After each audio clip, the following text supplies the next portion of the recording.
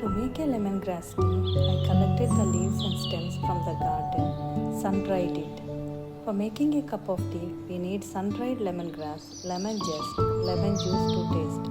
Grind a bit, add water to the teapot and the ingredients to the infuser. Bring it to boil.